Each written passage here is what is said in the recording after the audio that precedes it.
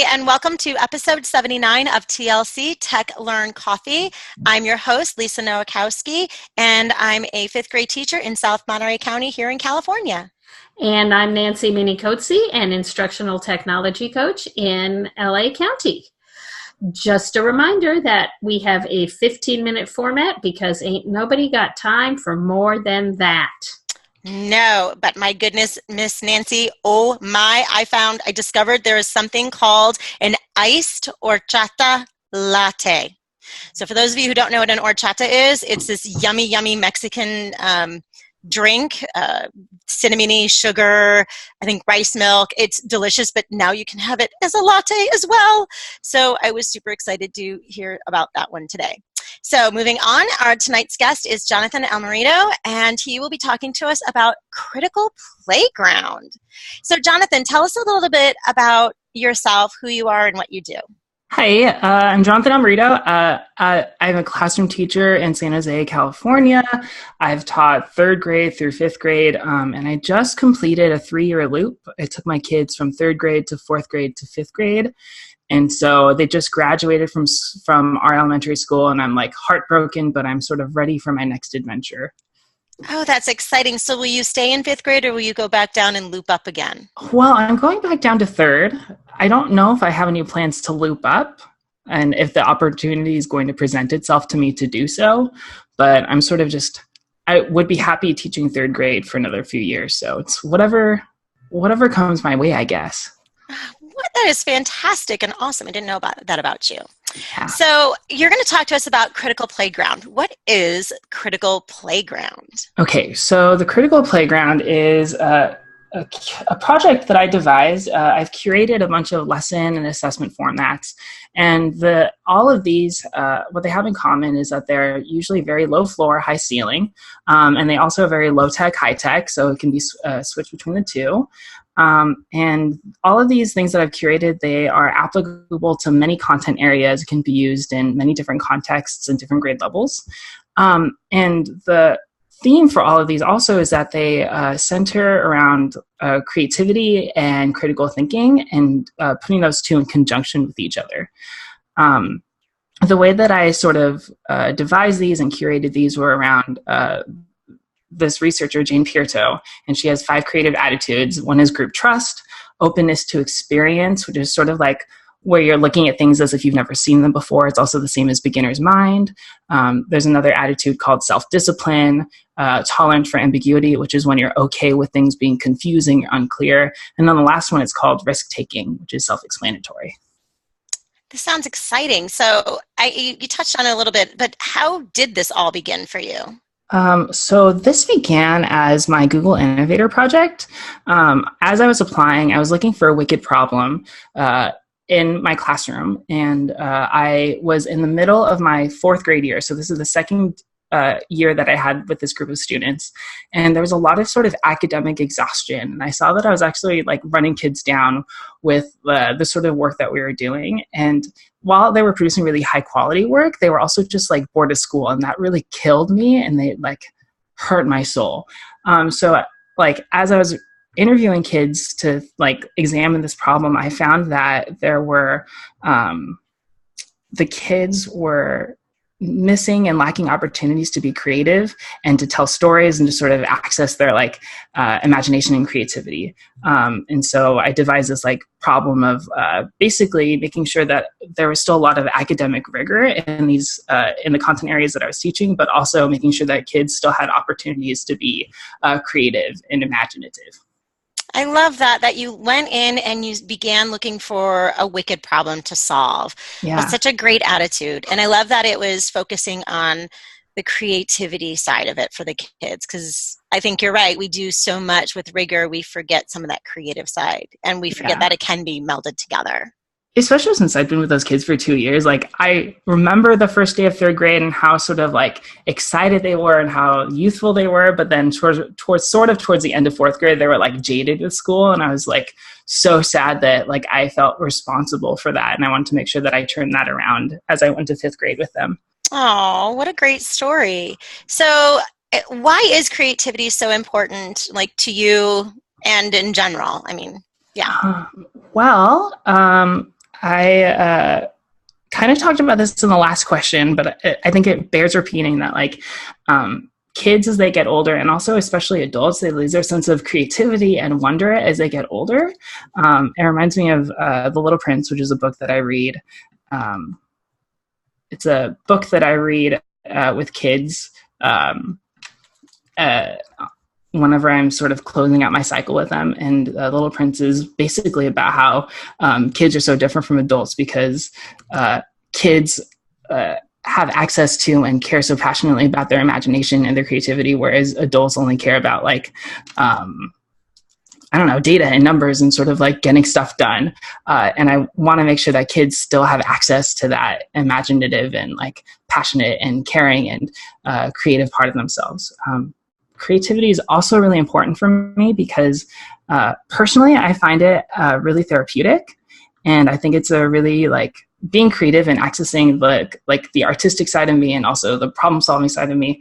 That part of creativity is a really important personal outlet for self-expression. Those are great reasons. Thank you. So I know you said you wanted to change your students, their attitudes and beliefs about school and not being so jaded. Yeah. So what have been some of the benefits that you've seen out of this critical playground? Okay, so in implementing a lot of the parts of the critical playground, I found that, I think it helps to sort of compare and contrast. So whereas before I used to just like teach kids, critical thinking skills. So like compare and contrast or synthesizing. And then I would assign kids like a paragraph to write as evidence of their learning. But now that I've done the work of like curating different ways of showing that kind of thinking, kids are a lot more engaged because they have different ways than just writing paragraphs or answering straightforward questions. But at the same time, it's also like a really great way to give kids a creative outlet for expressing themselves. And then also in giving kids this creative outlet, they have another way of sort of expressing their identity and expressing like parts of themselves that school conventionally wouldn't allow them to express. I also think that as kids get older, like as I said, they lose their sense of creativity, but they also gain this like value of conformity, and they tend to want to just like be the same as everyone else. But in like implementing the different lessons and the different structures from the critical playground, I have allowed kids to think a lot more divergently. And so their desire to conform is not as strong because they are so much able to sort of think differently than everybody else and think so critically too. Critical thinking and creative thinking is really important to society and to our future. When developing this sort of like critical thinking skill and creativity will help kids solve problems too. So identify and solve problems in the future and today. That's great. It sounds like you're creating a classroom of disruptors, and we like that.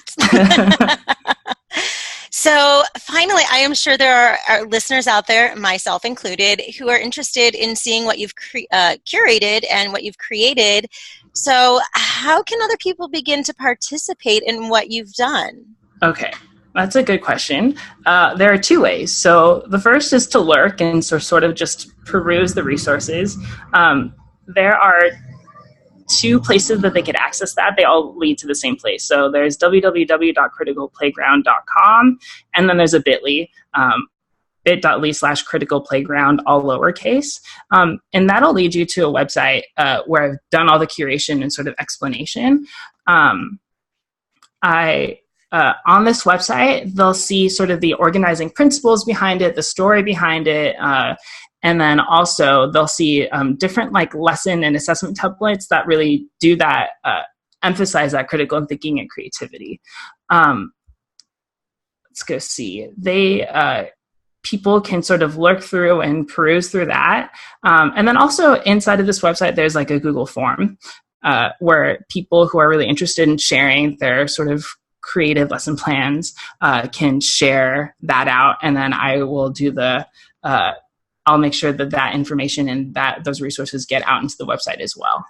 Oh, fantastic. And we, in addition, will also put the link to your website so that others, when they're listening to our podcast, they can click onto it and, kind of check it out.